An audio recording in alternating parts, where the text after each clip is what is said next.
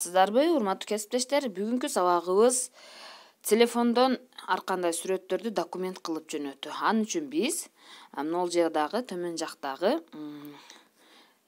скрипкага келебиз. Мына скрипканы басабыз. Скрипканы баскандан кийин бизде мындай документ деп чыгат. Документ деп чыкканда ушу документти басабыз. Баскандан кийин бизде өйдөдө мына 3 сызык турат. Ушул 3 сызыкты бассак,